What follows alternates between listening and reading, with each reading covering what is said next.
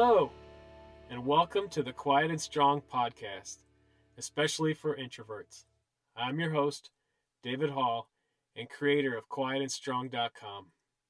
This is a weekly podcast dedicated to understanding the strengths and needs of introverts. Introversion is not something to fix, but to be embraced. We will air each episode on Monday mornings, so be sure to subscribe. So we launched the podcast on World Introvert Day. If you don't know, this happens every January 2nd, and it's a great time to celebrate the greatness of introversion. It was a fun day for me. I got to connect with many people, some new friends, some old friends, and it was just good to all be around the cause of celebrating what's great about introversion. I went to a Zoom meeting where there was a panel of introverts talking about their own strengths and needs and their own journey. It was very good. Again, conversation is what we need to continue to have. And we've come a long way, but we still have a lot of work to do. And I hope that this podcast does that too. It empowers introverts everywhere to use their great strengths and gifts while making sure their needs are met. And the idea is we want to be understood we want to understand ourselves, understand other introverts, understand extroverts, and be understood by them. That's the goal. Last time I suggested you do something like take the Myers-Briggs type indicator or look at my 6 areas that I think where introverts and extroverts are different. And as we go, we'll do plenty of myth busting on this podcast, such as introversion is not synonymous with shyness or being antisocial. And we all need connection with others. And the goal is not to become an extrovert, but to embrace your introversion and be strong. So today we're going to review time management, productivity, and success.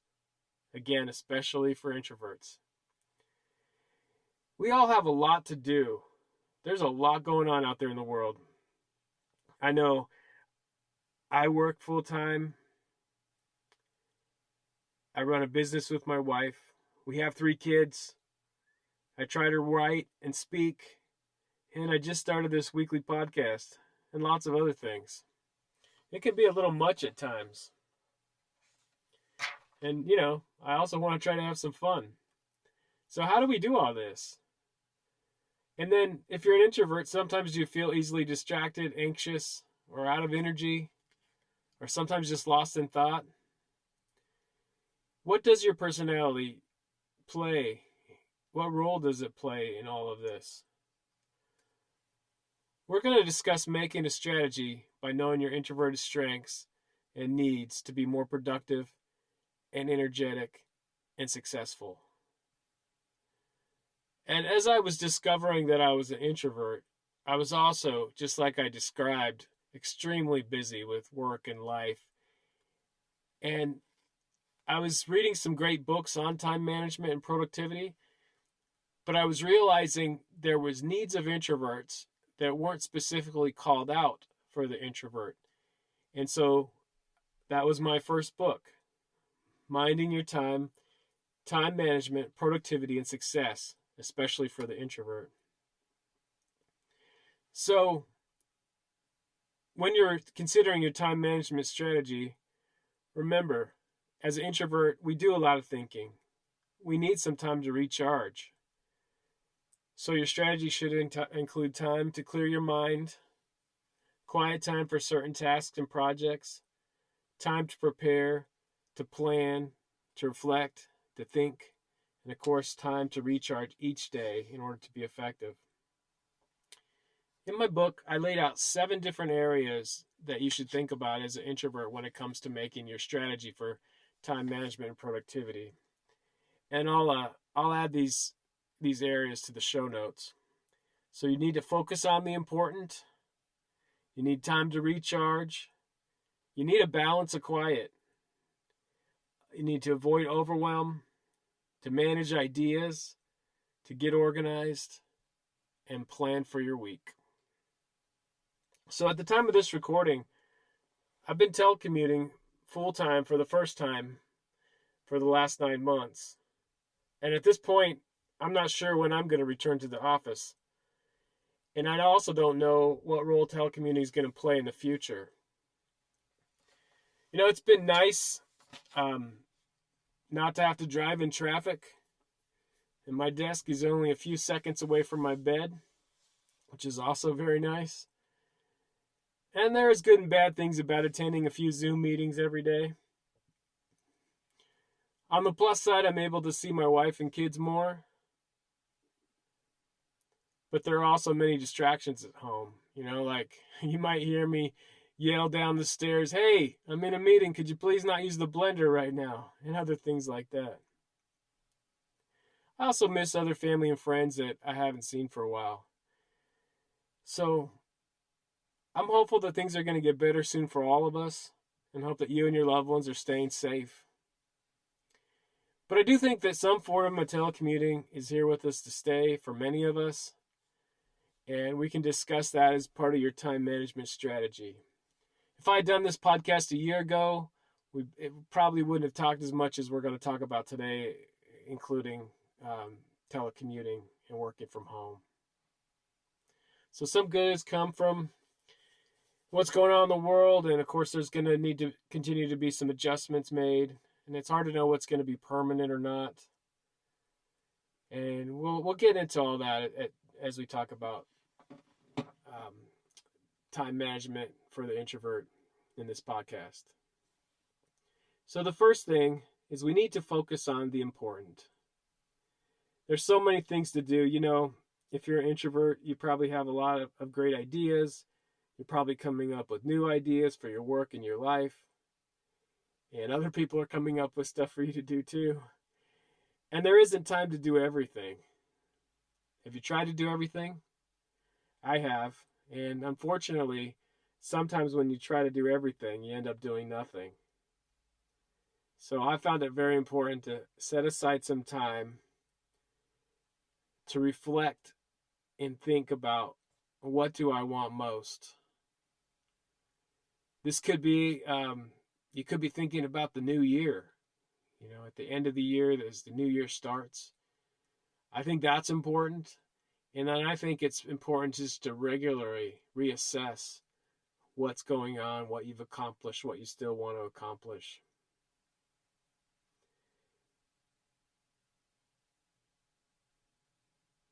Think about what's so important to me with my family, with my kids, my work, my health, my finances, and with my faith. What are things that I really want to accomplish?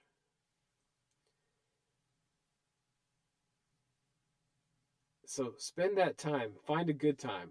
For me, I like a Sunday morning. I can get up earlier than the rest of my family and have some quiet and reflect.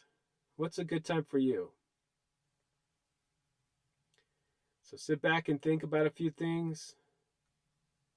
Get your favorite device or maybe a notebook and just let your mind go.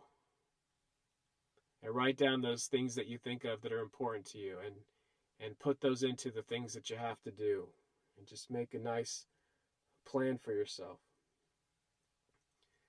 I just did this for work, and I came up with my top 3 things that I want to accomplish for this coming year.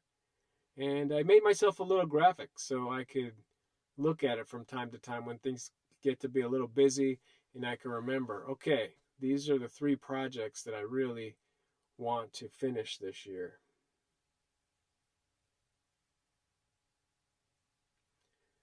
Also, it's really important to take some time to recharge. Do you know what drains you as an introvert? Maybe too many meetings, or a certain type of meeting, maybe a presentation, or a little too much small talk. Can you take a break after that thing that drains you? Maybe you can plan for a break if you know something's going to drain you.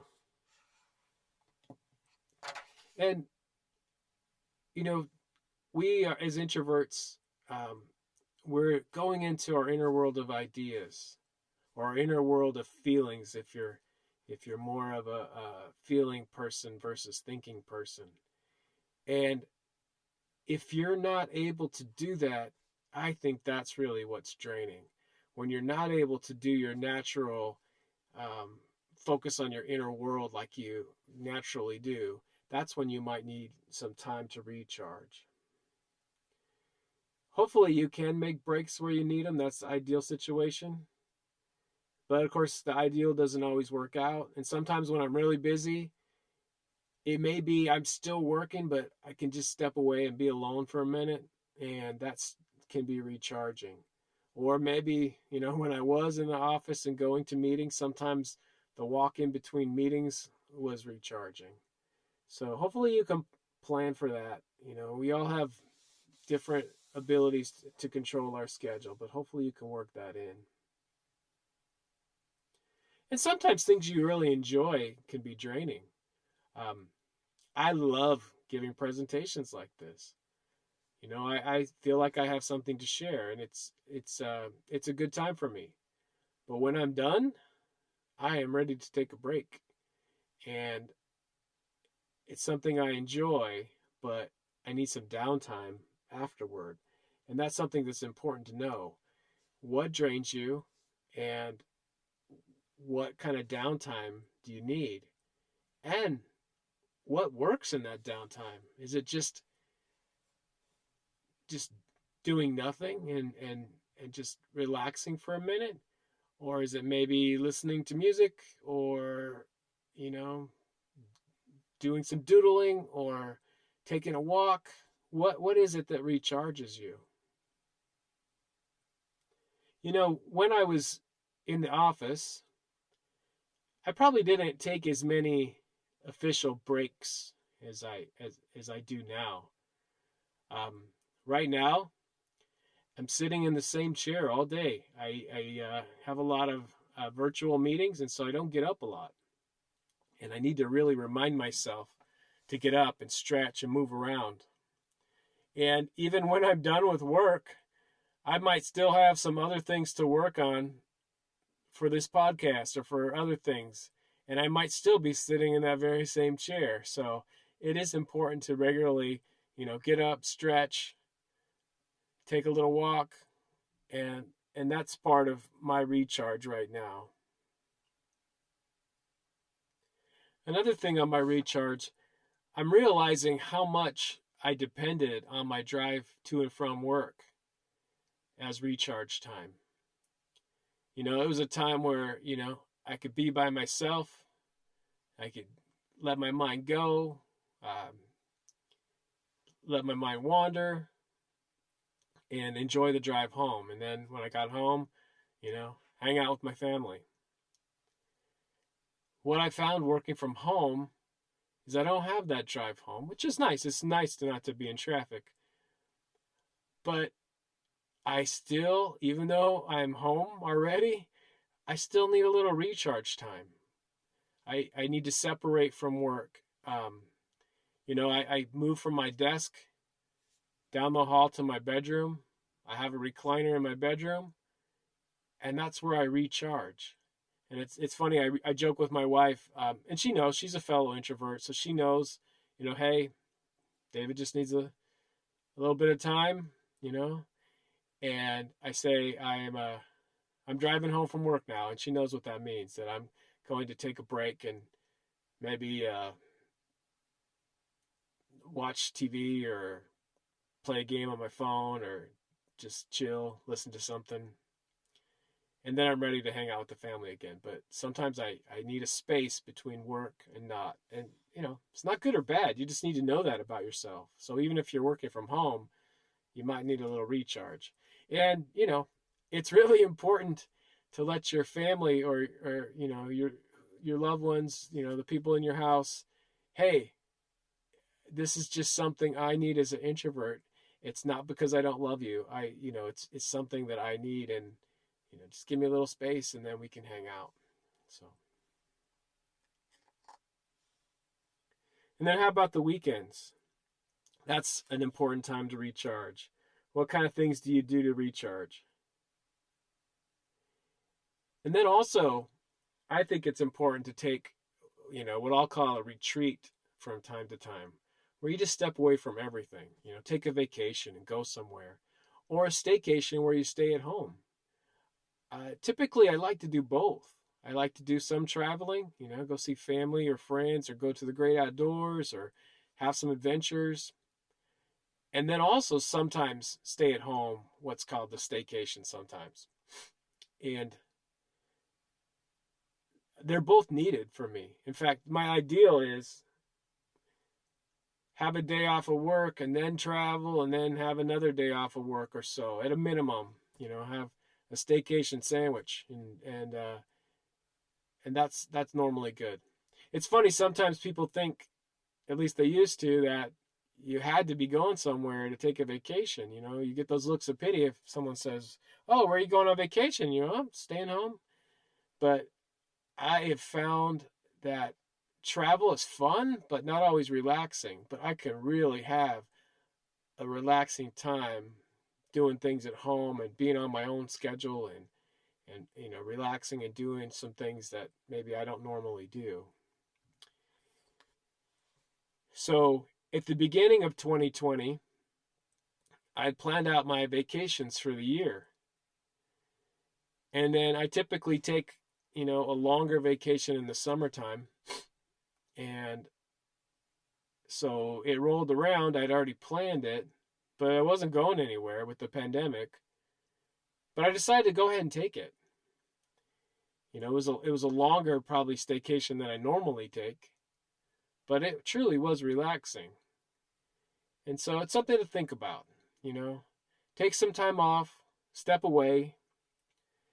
And sometimes, if you work for yourself, this can be even harder to get away and take that retreat because there's always work to do and it's always there. And if you don't do it, nobody's gonna, right? My wife works for herself. She's been running a company for a very long time. And, just over the holidays, there was a couple days where, we were home. So it was a staycation. Her work was staring at her in the face. But she said, on these particular days, I am not going to do any work. I'm going to hang out with my family and celebrate the holidays. So you have to do that kind of thing for yourself too. And as introverts, we need a balance of quiet. We're thinkers. Sometimes it's focused time in solitude to get work done and accomplish goals. Multitasking with all the starting and stopping and trying to figure out where I left off, it doesn't really work for me. And I don't frankly think it works for anybody. Sometimes you have to switch in between things, and that's really the thing. It's really not multitasking. You'll hear people refer to it as task switching because you can really only do one thing at a time. And the more focus we can find, the better. Again, I don't think I'll ever have all of my time being focused on one thing, but the more you can have, the better. And one of the best things I ever did was on my calendar at work, I blocked off the first 90 minutes so people wouldn't typically schedule meetings with me. And it was really a good time, a quiet time to focus and think and get some things started for the day. And it's been very effective for me. Of course, I need more focus time than that, and I try to carve that out other places. But that first 90 minutes has been a wonderful thing. Now, sometimes I can't get enough focus during the week, and things just pile up. And every once in a while, I would go into the office on a Saturday when no one was there, and that was really a nice time to get quiet. A lot of times it was, all right, what do I have to do next week? What do I have to finish up for this past week? And it's just kind of getting organized, after a really hectic week. But this one Saturday I went in and there was this project that I just couldn't seem to get done. There was always so many interruptions and different things. And so I just focused on this one project. And it took me 8 hours. I got it done. And I think it was really good.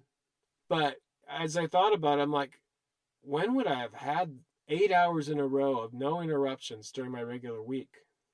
And I think that that's something that I'm working on to help get more focus, but also help get those around me more focused time. Again, we can't have it all the time, We definitely need to interact with each other, and we need to do things for each other. But how can we provide more focused time? Because an occasional Saturday is okay, but I don't want to do that all the time. I love my job, but I would rather have the weekends for my family and that kind of thing. So let's figure out how we can all have a little more focused time. And it's even more challenging right now, or maybe you get more focus if you are now telecommuting and you weren't before. Maybe it's better, maybe it's worse.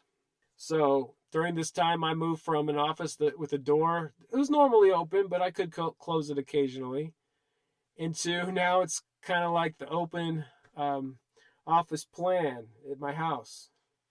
My wife, Carrie, like I said, she always worked from home. And so now me and my 3 kids, we've been in her space. She's an introvert. She needs her quiet sometimes throughout the day. So now we're all in her space. And it can be it can get loud around here. I'm in Zoom meetings throughout the day. I can put headphones in, but I don't have a phone booth to drown out my voice. So they hear me, I hear her. The kids are working on school, and that's been lots of fun too. Transitioning kids to online school when that's not really what they were used to. That's been lots of fun. So we all need some quiet. And one of Carrie's strategies is she stays up late, and one of mine is I get up early. But there's not enough early hours for me to get all the quiet I need. So sometimes it's really negotiating with the family and saying, hey, here's when I need some quiet. Here's when I have some meetings, and really, communicating about what we all need. And that's different for us. Normally, Carrie's here. When the kids are in school, she had the house to herself. I was at work. Again, I got some quiet time at work, and the kids were off at school. But now we're all here together all the time. And we love each other, but we definitely need to communicate about what we each need. Another part of your strategy is to avoid overwhelm. Have you been overwhelmed? Are you overwhelmed now? I actually am right now. I've got a lot going on. And, if you're not careful, sometimes our thoughts can really get the best of us. The negative thoughts saying, oh, you're never going to get this done, kind of thing. So when those negative thoughts come, it's important to step back, make a plan, and relook at your priorities and know that things are going to be okay. I like this quote from Marcus Aurelius. The universe is change. Our life is what our thoughts make it. Sometimes that's what you have to do. Think about what needs to be done, what has to wait, and reframe your thoughts. So for example, I might say, I'm going to make this podcast right now, and on Monday, I'm going to do this other thing. And this other thing is not quite as important, and so it's going to have to wait. Or maybe this other thing would be better for someone else to do. So you have to sit back, reframe your thoughts, not let the negative ones get the best of you, and just make a new plan. And then there's managing ideas. As an introvert, we have all kinds of ideas. Sometimes they don't stop for me. And it can be a problem when I'm working on one thing and I'm getting ideas on something else. And you really want to stay in the present so that you can get that thing done, or stay focused with the people you're with, or sometimes so you can get some sleep. But at the same time, that idea you have might be a really good one, and you don't want to let it get away. So maybe you have a pad of paper handy, and you write that thing down, so it's off your mind, and you can stay focused on the present, and then you can get back to it later. Or I always have my phone, and so my phone is a great way to capture ideas. There's lots of great apps out there. I use Evernote, or I might put ideas into a shared document in Google. And that way I can share with other people. I can pull up those ideas on my device and put them back into my plan. Sometimes when I'm driving, and again, right now I'm not doing a ton of driving, but sometimes when I'm driving, I have a great idea, and I might call myself hands-free and just leave myself a message, and then I can get to it later. So there's lots of ways to capture those ideas and make sure that they don't get lost, but stay focused on the present, the people that you're with, or the thing that you're doing, or, like I said, sleeping. So, the things that we've talked about so far, it's important to get them organized. It's important to get your important items in the calendar, plan for your recharge, plan for your balance of quiet, get things prioritized so you aren't overwhelmed, plan a time to organize your ideas. Put these all into a calendar. Again, I want to use a calendar that's on everything, that's on my phone, that's I can access on any computer. And so my choice is Google Calendar, and I can pull that up wherever I am. And sometimes you might just need to make an appointment with yourself to work on a particular project that might be pressing. So no matter what system you use, it's just important it's everywhere that you are and it's always available. Also keep in mind, don't schedule too tight because there's always going to be unexpected things. I know the unexpected is probably a daily occurrence for me. So plan your day, plan those things you need to do, but be a little flexible. And here's another great quote I like from Louis Pasteur. Chance favors the prepared mind. Preparation is one of the key things for an introvert. We like to think. We like to think deeply. We like to think things through. In order to do that, it's best to be prepared.